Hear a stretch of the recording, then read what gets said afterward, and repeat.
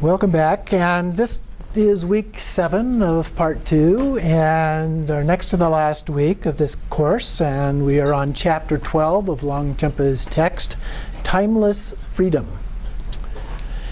So he begins the chapter saying, thus the process of purifying manifest circumstances comes down to the key point that the fruition, timeless freedom, is present as a naturally abiding state. Basic space is an infinite state of timeless freedom.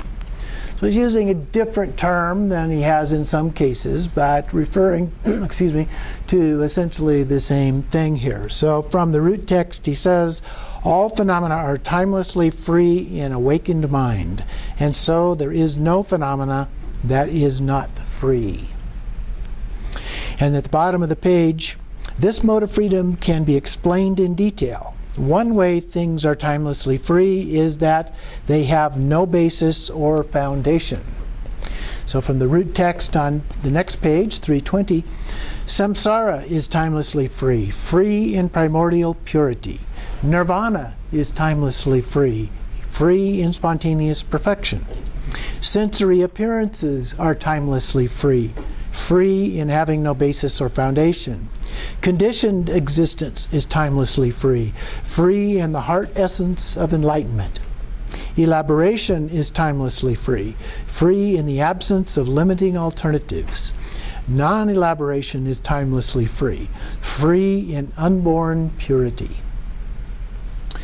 So the bottom of this next paragraph in his commentary says, for what manifests as samsara and nirvana is simply the display, nominally bad or good, arising from awareness, the ground of being, as the manifest aspect of that ground. This is similar to good and bad dreams. So we see it, but it's illusory in nature. It's not really real, so to speak. And down towards the bottom of the next paragraph, even though they manifest, they have no ultimate validity, apparent without truly existing. Then on the next page, 321, since awareness's own manifestations arise as dream images and illusions, it can be shown that, having no basis, pleasure and pain are timelessly free in their equalness and purity. So from the root text, pleasure is timelessly free, free in the evenness, that is the true nature of phenomena. Pain is timelessly free, free in the uniform spaciousness of the ground of being. Neutral sensations are timelessly free, free in the Dharmakaya, equal to space. Purity is timelessly free, free in the emptiness of underlying purity. Impurity is timelessly free, free in the supreme state of total freedom. So everything in this way is timelessly free. And if you go through what he's referring to here, the evenness, the uniform spaciousness, Dharmakaya, emptiness, the supreme state, those are all different ways of looking at the same thing. Okay. So it's not that each one has a very unique quality or characteristic. It's all pretty much the same. Then the natural freedom of awareness at the top of the next page says, all phenomena manifesting naturally without being reified are free within the empty state of total purity.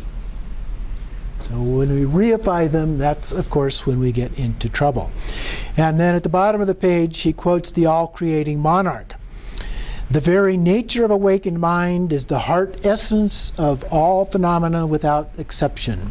Unborn and totally pure, it is unobscured, free of any path to traverse. It has no potential for error. Timelessly and spontaneously present, it is not something to seek. And then, since the path to traverse is pure like space, it can be shown to be timelessly free beyond any conscious striving.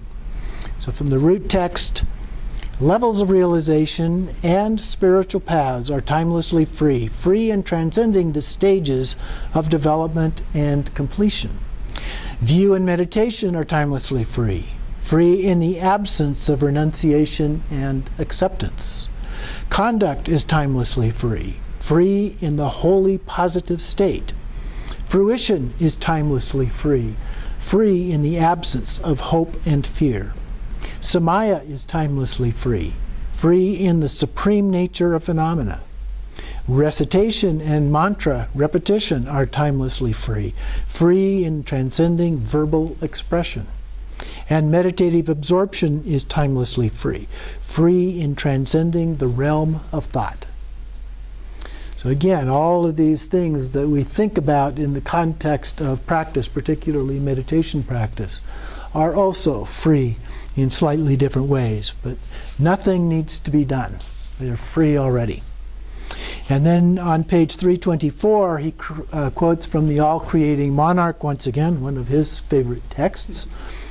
Awakened mind is like space. In mind itself, the true nature of phenomena, which is like space, there is no view to cultivate in meditation, no samaya to uphold, nothing to seek in enlightened activity, nothing to obscure timeless awareness, no levels of realization on which to train, no paths to traverse, no subtle factors, no duality, no interdependence. There is no definitive or conclusive statement concerning mind.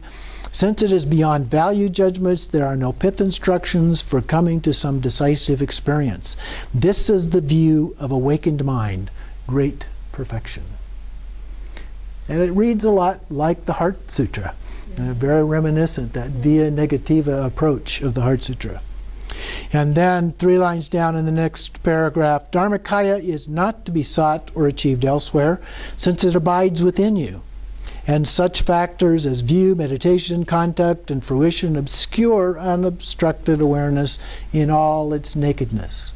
So when we put labels onto it, we're covering up the true nature of that.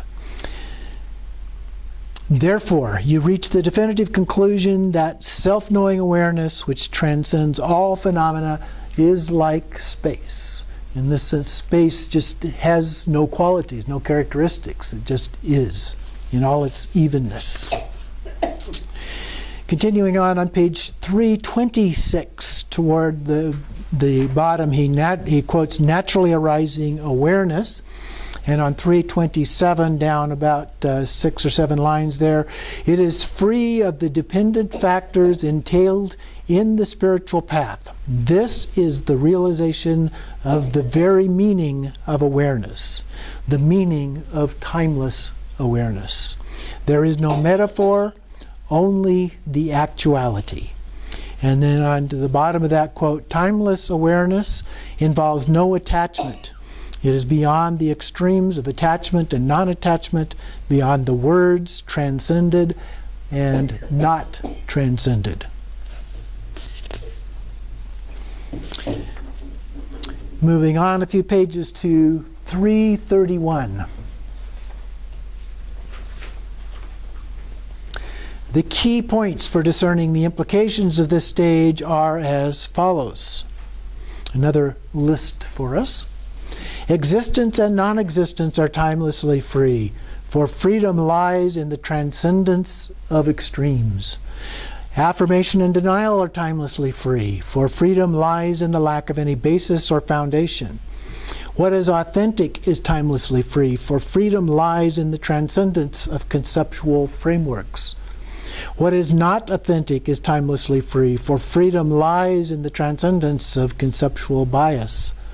Karma is timelessly free, for freedom lies in the absence of any sullying factors. Afflictive emotions are timelessly free, for freedom lies in the absence of either bondage or freedom. Habitual patterns are timelessly free, for freedom lies in the lack of any basis for supporting them. The consequences of actions are timelessly free, for freedom lies in the lack of any basis for experiencing them. So again, long list of things, and explaining each of those have their own reasons for being timelessly free.